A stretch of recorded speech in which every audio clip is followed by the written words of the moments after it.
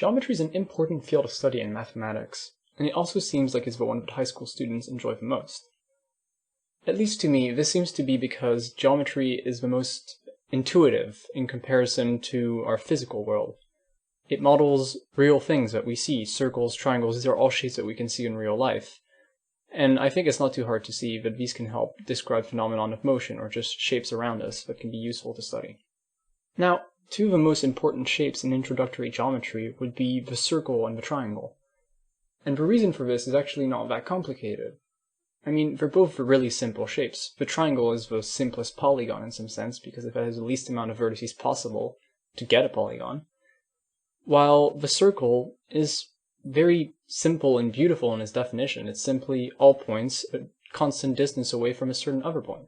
And these two shapes are connected by the so-called trigonometric functions, which by their name would entail that they only are connected to triangles, but they actually have a lot more to do with circles than they do with triangles, and we'll see that actually the impact they have on triangles is only a subset of their circular definition. Now, though I may have said that the triangle interpretation of the trigonometric functions is actually in some sort of subset of the circular interpretation, it can be useful to start from the triangular interpretation, and that's what we're going to do. Now, in order to do that, we need to try and see how we can build up a family of so-called similar triangles. So to do this, we're going to define triangles only by two characteristics. The first is that they're right-angled, as you can see here. And the second is that they have an angle here which we determine, which is going to be t. I've got t right here, and I can change that angle, and that changes the angle of the triangle. See that I don't have any proper measurements on this coordinate plane here. So this is a general length x from this vertex to this vertex, and this is a general length y from this vertex to that vertex. Now, because this is a right angle triangle, by Pythagoras, this length here is square root of x squared plus y squared. So this is fairly straightforward. So, because we've only defined our triangle by an angle here and by a right angle triangle, I can imagine dilating this triangle here from this origin point as such, like this. See how the triangle gets dilated from this origin point as I change k? Now note that in this bigger dotted line triangle, we still have the same angle t and a right triangle here. So it's part of the same family of triangles. We're defining a family with this angle t and this right angle. So we can look at what the side lengths are here. And for one, I can multiply by k the bottom side length to get kx, because I'm multiplying the whole triangle sides by k in general, as shown here. So this is going to be kx, and this one's going to be ky. And this we can see in both ways how to get the hypotenuse. We could either multiply by k to get k times the square root of x squared plus y squared, or I could do the square of this to get k squared x squared, do the square of that to get x squared y squared, add them together, put them under our square roots, and then realize that the k squared factors and goes out of the square root, so we get the exact same answer. So the triangle is consistent if we only consider these two sides or if we only consider this side. Now, note one thing. If I take the ratio y over x, and I also take the ratio ky over kx, so I'm only taking the ratio of these two sides here and these two sides there. Now note that ky over kx has a k in both the denominator and both the numerator and the denominator. So these can cancel out. In the end, we get y over x, because k is not equal to 0. So the ratio between these two sides is exactly the same as the ratio between these two sides. And I can do this for any one of them. I could do x over square root of x squared, like this, x squared plus y squared. And I could consider kx over k times the square root of x squared plus y squared.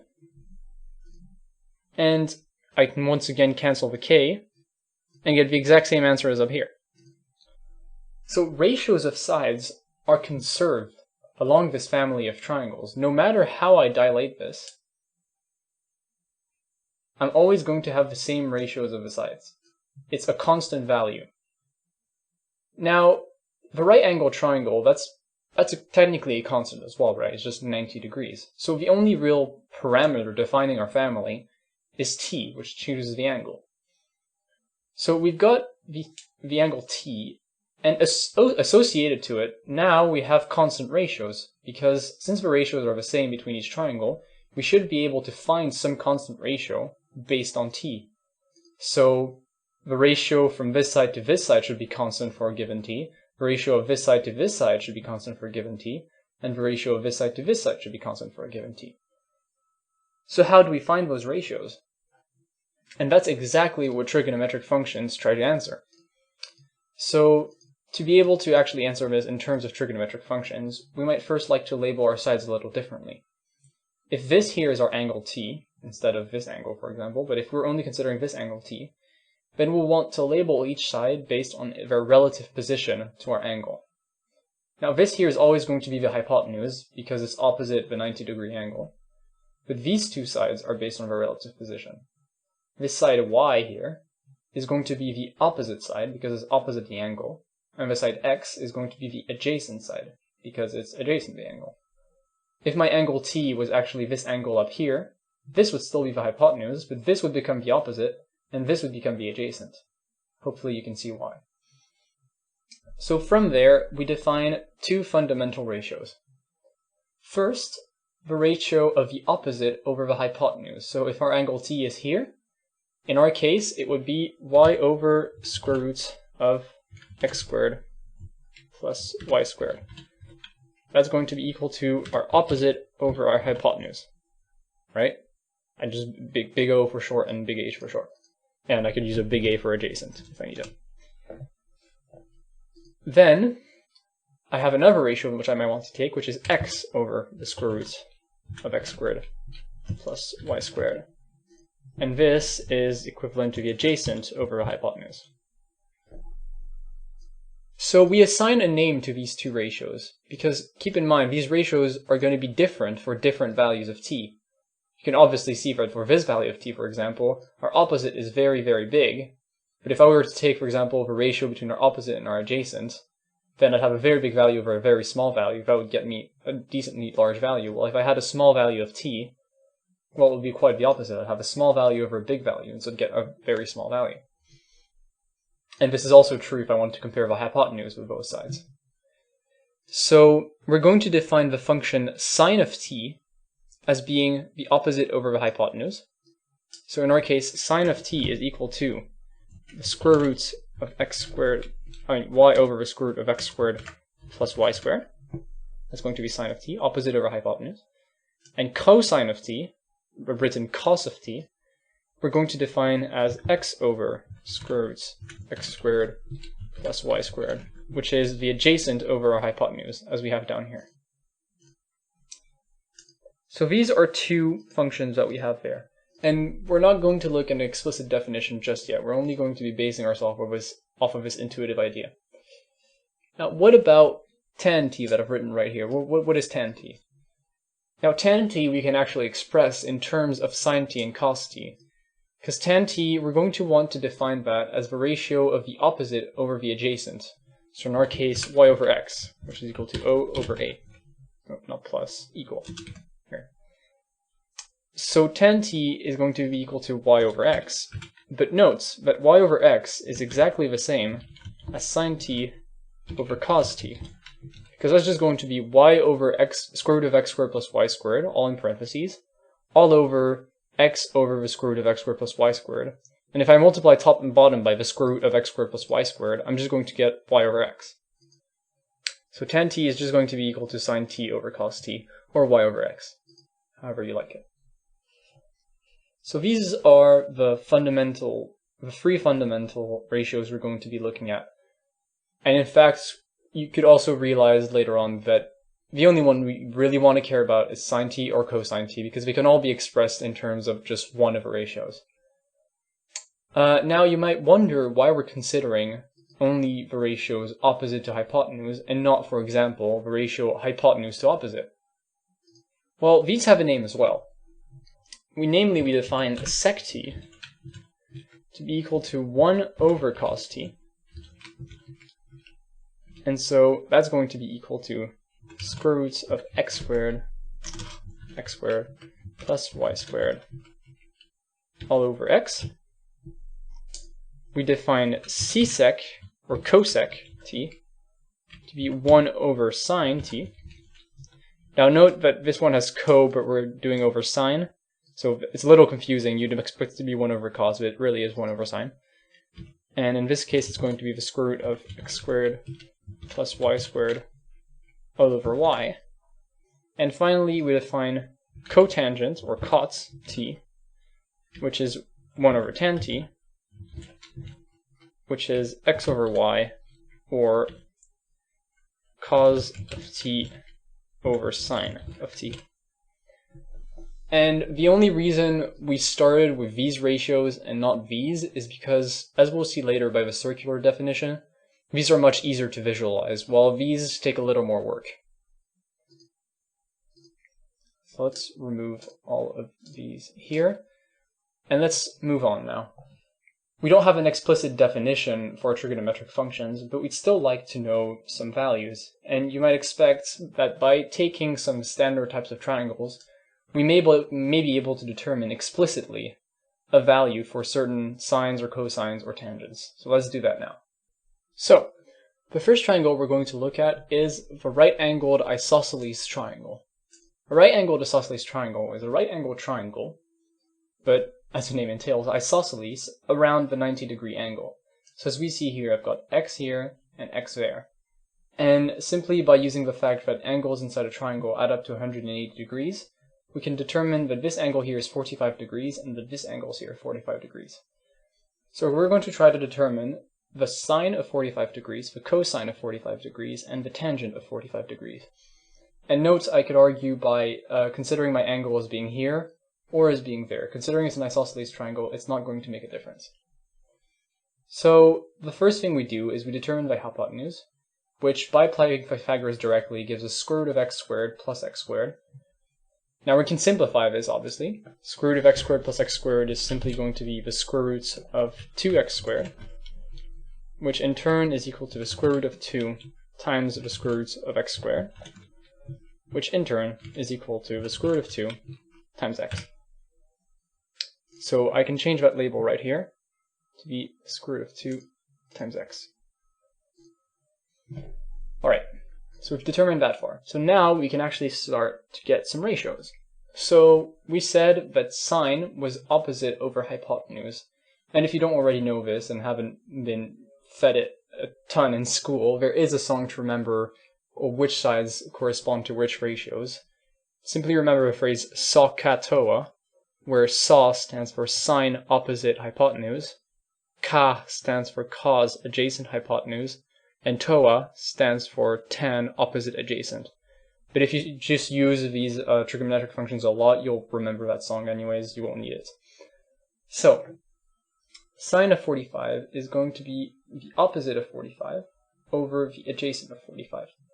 So that's going to be x, that's the opposite, over, oh, and I said adjacent, I meant hypotenuse, over square root of 2 times x, that's the hypotenuse. Now I've got an x term in common here, and I can cancel that out because x is not equal to 0, otherwise we wouldn't have a triangle. So that's 1 over square root of 2, and we just want to rationalize the denominator, so that's going to be equal to square root 2 over square root 2, all multiplied by 1 over square root 2, and that's just going to be equal to square root 2 over 2. So let's just remove all this tedious work here. Let's just leave it like this, but it'll be a little nicer. Alright, so sine of 45 is square root 2 over 2. Now what about cos of 45? Now you should be getting this one directly, because this is an isosceles triangle, so the opposite and the adjacent are equal. That means it's going to be the same as sine 45, because cos of 45 is the adjacent over the hypotenuse, while sine of 45 is the opposite over the hypotenuse. But if the opposite and the adjacent are the same, these are the same ratios. So this is still going to be square root of 2 over 2. And if you want to convince yourself of that, you can once again take x over square root 2 times x, and you get the same thing as here. And then tan 45, that's easy. That's opposite over adjacent, x over x, and that's just equal to 1. Alright, so these are some standard values, namely for a 45-degree angle. Alright, so it's already nice to have one type of angle here. And I wrote 45, you could also write this in radians, which might be preferred when we look at our next interpretation, and I hope you're already familiar with what radian angles are. Alright, moving on. To get other values, we're going to look at an equilateral triangle. So for getting this shenanigan in the middle, and just adding these two together, we have x here, x there, and x over this whole bar, so it's an equilateral triangle. Now note that an equilateral triangle has every angle equal to 60 degrees, because that's 180 degrees over 3. So this angle here is going to be 60 degrees, this angle here is going to be 60 degrees, and this angle here is going to be 60 degrees. Now I can bisect the top angle with a line, because remember, we want to be dealing with right angle triangles to actually determine anything. And keep in mind that this is going to bisect our angle into a 30-degree angle here and a 30-degree angle there. So let's first determine the trigonometric functions for the 60-degree angle, and then we can determine the trigonometric functions for the 30-degree angle. So for a 60-degree angle, let's go to sine first. And to do that, we're going to want to know what this length here is. So taking Pythagoras, this is going to be x squared minus x over 2 squared, which is x squared over 4, all square rooted. This is using Pythagoras, but we want to simplify that.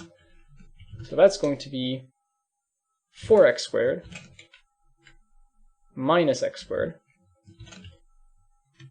all over 4. Simply getting a common denominator for our fractions.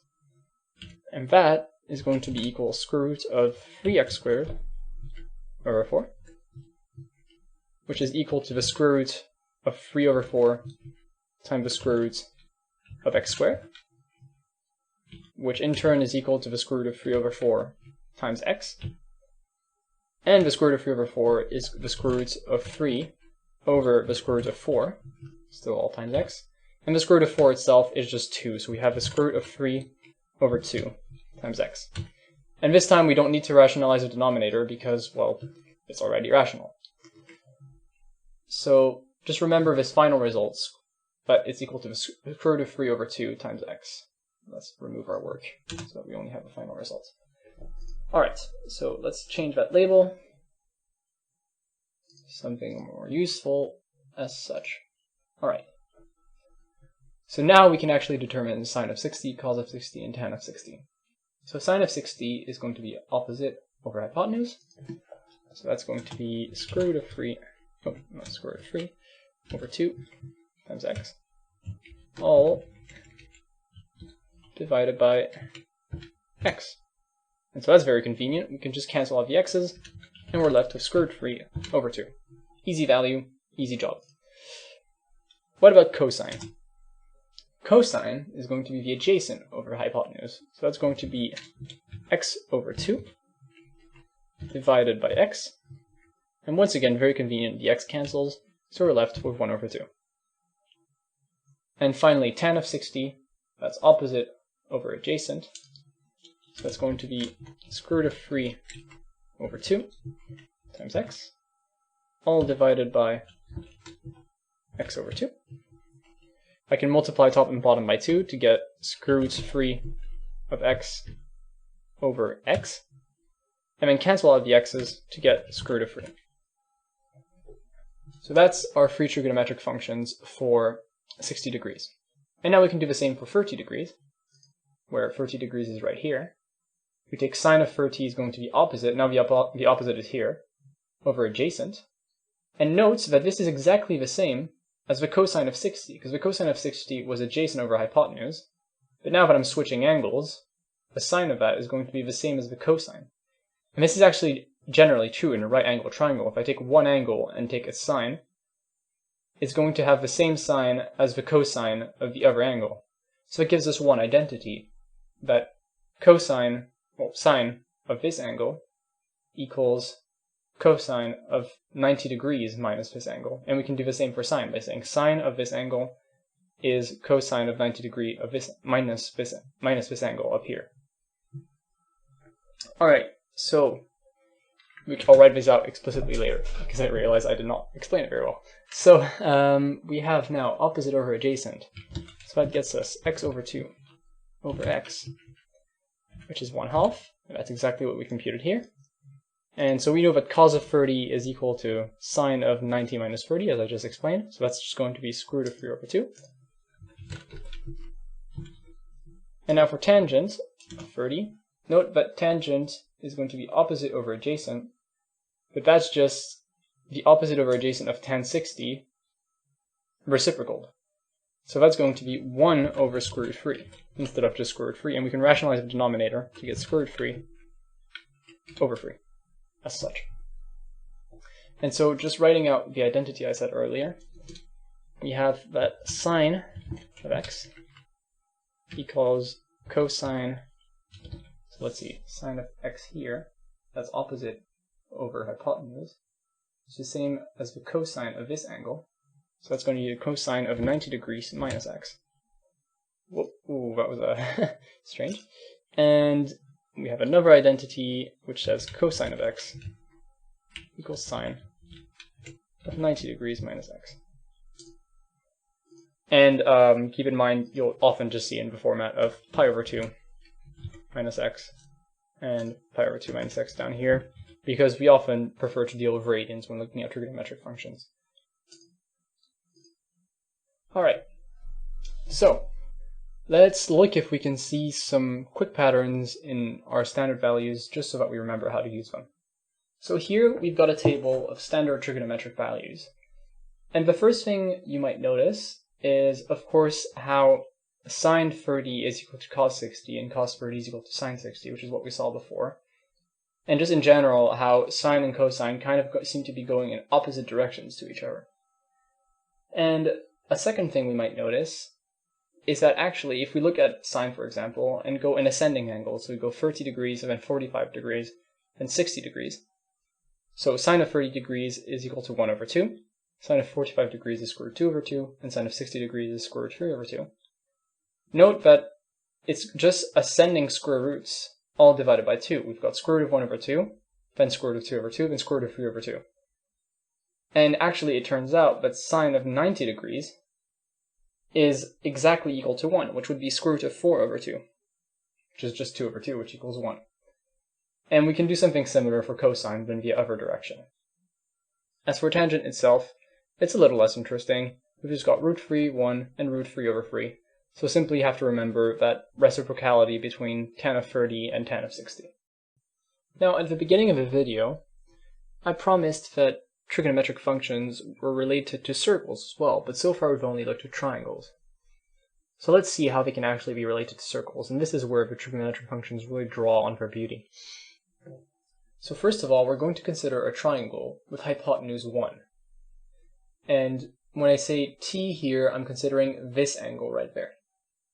So I can change t right here and see how the triangle changes. Now, from here on out, we're going to be considering t in radians as well. So note that sine of t is going to be opposite over hypotenuse. So sine of t equals some y value over 1, which means sine of t is equal to y. So this length here is going to be sine of t.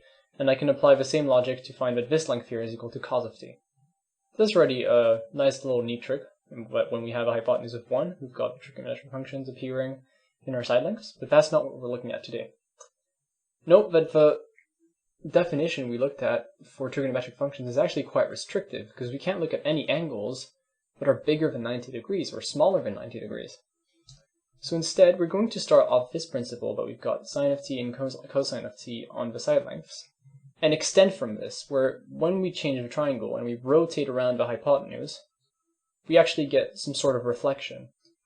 And note that at this point, cosine of t is not referring to the length of this, but referring rather to the x-coordinate of this point.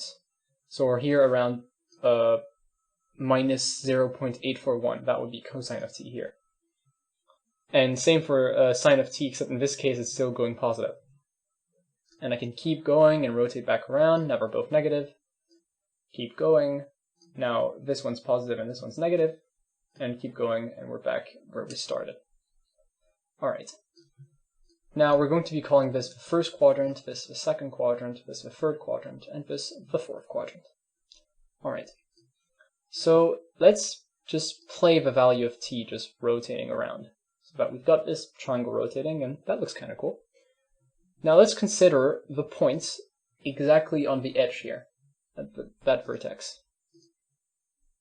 And let's consider what this point is going to trace out. And if we draw this out, we're actually going to get a circle. Isn't that kind of nice? It's weird, it's definitely unexpected. And so now we start to get something really interesting. Let me just let this rotate a little more. If these are tracing out a circle, that means that all coordinates on this circle have coordinates corresponding to the trigonometric functions. This coordinate here, the y-coordinate is just going to be sine of t, and the x-coordinate is just going to be cosine of t, right? And we can do this for all the points. This has coordinates cosine of t, sine of t. This has coordinates cosine of t, sine of t, and so on. I can do this for all points on the circle. Now, that can already draw us to one conclusion, which is, if you remember the definition of a circle, and note that this is the unit circle, which means it has radius 1. Well, a circle is always going to be defined by x squared plus y squared equals r squared, where r is the radius, and in this case we have 1. And see that this is exactly the circle we have. And so now, any point x that satisfies this is going to have x-coordinate cosine of t. And any coordinate y that satisfies this is going to have coordinates sine of t. So we've got an identity here, which is cosine of t squared plus sine of t squared is equal to 1. And that's true for all values of t. All of them. That's already a pretty nifty identity. And we can actually, for example, divide out a cos squared t term, or divide out a sine squared t term, and we get some other identities which can be useful to use, but that's not what we're going to be looking at. I just wanted to mention it. Alright, so now that we've seen that sine of t represents the y-coordinate of these points, and cosine of t represents the x-coordinate of these points, let's try to separate them out. If I project some points here that are projections on x equals 1 and the y equals 1 line of sine of t here and cosine of t there, let's just put some projection lines just to make that clearer. And now we look at what these points trace. These make waves. Perfect, pure waves. And now we realize why the circle is important to certain types of motion. It's going to be important to all types of motion that repeats, because you can see that this wave is so-called periodic. It repeats on and on and on and on. And so the trigonometric functions are actually going to be very important in studies of sound and music and natural frequencies and all that.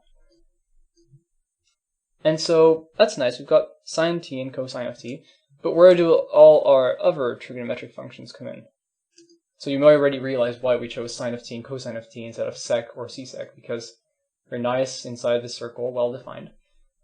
Now tangent of t, there's two ways in which we could interpret it. First of all, we could interpret it as the slope of this line right there, because if we take the change in y, because remember slope is rise over run, that's going to be sine t, and the change in x is going to be cosine t. So the slope of this line is going to be sine t over cosine t, which is tan of t. So in general, that actually gives us a really useful way to represent lines, where if we know the angle that the line makes with the x-axis, we can define a line by y equals tan of t times x, because tan of t is the slope. And now if I move t around, see how this line changes in slope. Alright. But another nicer way to do it is actually going to be considering the tangent line at this rotation point, because that also gives us the names tangent and cotangent, and also secant and cosecant as a matter of fact. Let's just draw this. So this might look a little confusing at first.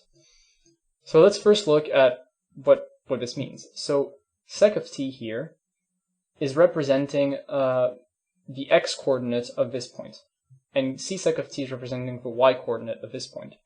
And as I let this travel, this is going to really, really go up and up and up. And this makes sense because remember it's the reciprocal, sec of t, is the reciprocal of cosine of t. So as cosine of t gets closer to 0, as we have right here, this is going to tend towards infinity, and suddenly switch around. We can do that for all the angles, which looks pretty cool.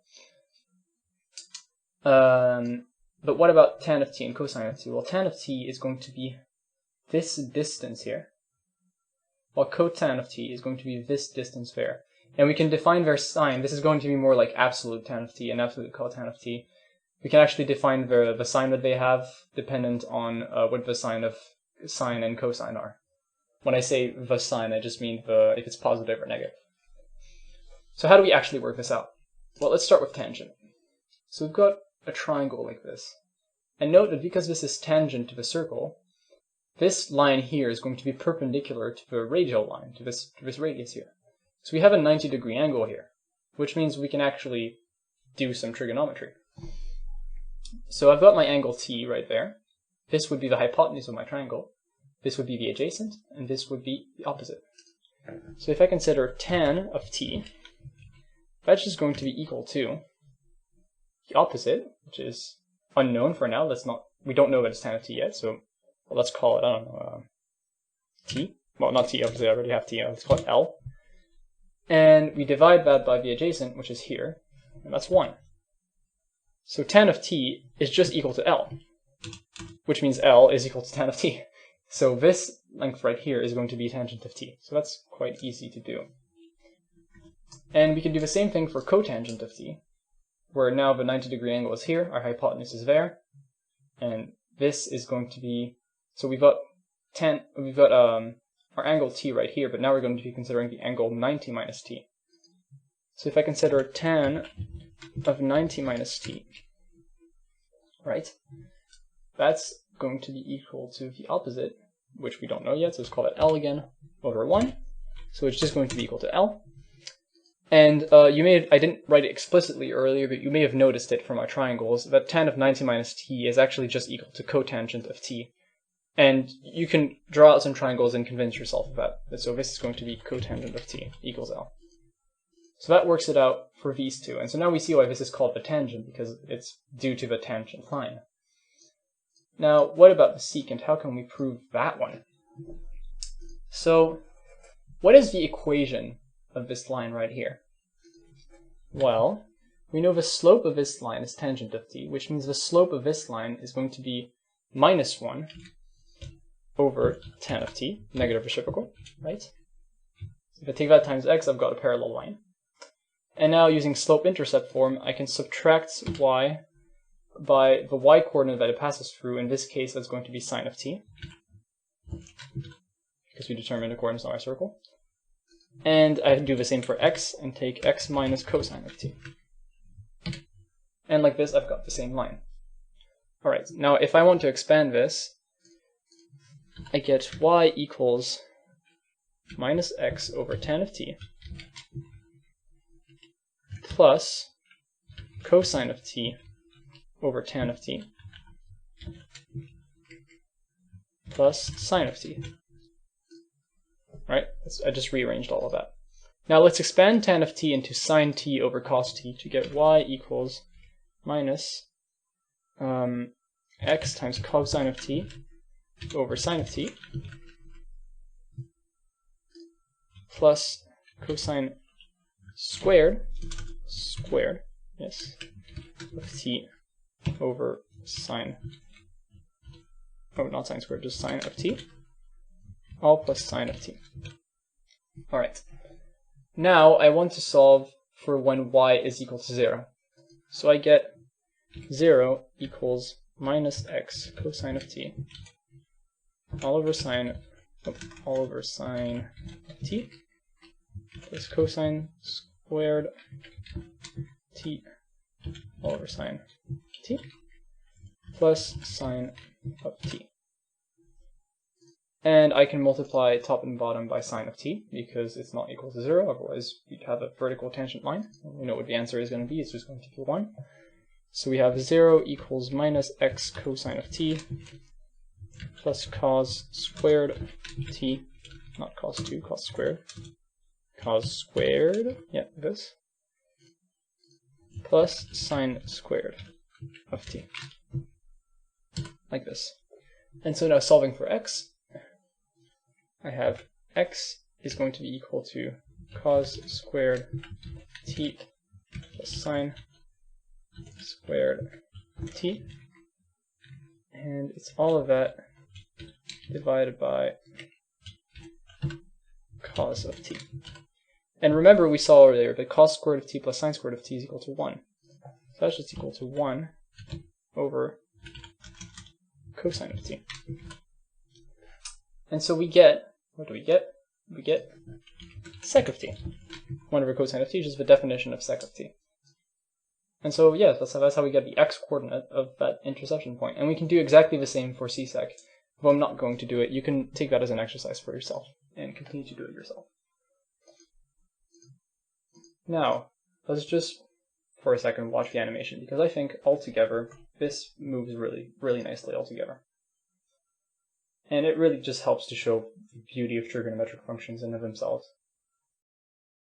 Now, unlike in my last video, I'd like to pose a little finishing challenge section, because we covered quite a lot here. But there's so much more you can do with trigonometric functions. Now, the first question that might have come to mind is, how can we actually explicitly compute these trigonometric functions? Now, for those of you who are familiar with calculus, you may know that the derivative of sine is equal to cosine, and the derivative of cosine is equal to minus sine. Now, using these facts, you could look into so-called Maclaurin series or Taylor series, and get this expansion, a polynomial expansion for sine of t, and this polynomial expansion for cosine of t. Now, using these together, and using the Maclaurin expansion for e to the x, which I have got right here, I want you to prove this identity. Now, it does demand some familiarity with complex numbers, and this identity is called the Euler's identity, and it's super, super useful with complex numbers. So that's challenge number 1. You'll have to do some research over Maclaurin series and Taylor series. Challenge number 2 is to try and derive as many as possible of these trigonometric identities, starting by using Euler's identity, which you derived just before. Now, a little hint, you might want to start with the so-called addition identities, so sine a plus b, cosine a plus b, sine a minus b, and cosine a minus b, and derive those using Euler's identity. And then by using those, derive all the other ones that are come after. And honestly, if you came to this video because you're interested in math, it's honestly a really good exercise to do, and so I highly recommend it. That would be challenge number 2. So if you're willing to do that, good luck, and otherwise, see you next time.